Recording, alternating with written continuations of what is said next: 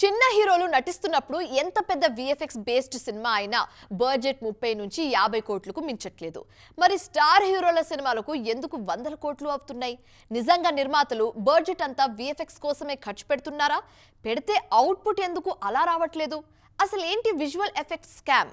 ఇదే ఇవాల్టి exclusive story. Mirai cinema విడుదలైన తర్వాత ఇండస్ట్రీలో కొత్త చర్చ మొదలైంది. కేవలం 60 కోట్లతో దర్శకుడు కార్తిక్ ఘట్టంనేని ఇంత క్వాలిటీ విజువల్ ఎఫెక్ట్ తో ఈ సినిమాను ఎలా తీయగలిగారు అని ఈ రోజుల్లో చూస్తున్నాంగా.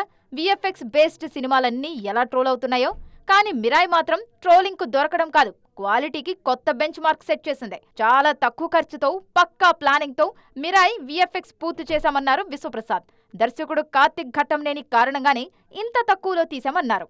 కేవలం మిరాయి మాత్రమే కాదు, గతేడాది హనుమాన్లో కూడా అదిరిపోయే విజువల్ ఎఫెక్ట్స్ ఉన్నాయి. కేవలం 25 కోట్ల లోపు బడ్జెట్ తోనే ఇంత క్వాలిటీ అవుట్పుట్ ఇచ్చారు ప్రశాంత్ వర్మ. విశ్వక్సేన్ నటించిన గామి బడ్జెట్ కేవలం 2 కోట్లే, కానీ అందులో గ్రాఫిక్స్ మాత్రం 20 కోట్ల స్థాయిలో ఉంటాయి. చిన్న సినిమాలకు తక్కువ ఖర్చుతో వర్కౌట్ అవుతున్న క్వాలిటీ గ్రాఫిక్స్ పెద్ద సినిమాలకి ఎందుకు వర్కౌట్ కావట్లేదు అనే చర్చ మొదలైంది ఇప్పుడు ఇండస్ట్రీలో. ఆది పురుష్, ఆచార్య, హరిహర వీరమల్లు, విశ్వంభర, వార్ 2 లాంటి సినిమాల్లోని విఎఫ్ఎక్స్ పై ట్రోలింగ్ తెలిసిందేగా. పెద్ద సినిమాలకు పెడుతున్న 100 కోట్ల బడ్జెట్లో విఎఫ్ఎక్స్ కు సరైన స్థానం ఇవ్వట్లేదా అనేదే మెయిన్ డౌట్. రాజమౌళి లాంటి దర్శకులు గ్రాఫిక్స్ లో కాంప్రమైజ్ అవ్వరు. మరి అంతే బడ్జెట్లో వస్తున్న మిగిలిన సినిమాలలో ఆ రేంజ్ విఎఫ్ఎక్స్ ఎందుకు ఉండట్లేదు? మిరాయి చూశాక ఖచ్చితంగా దీనిపై ఇండస్ట్రీలో చర్చ జరిగేలా కనిపిస్తుంది.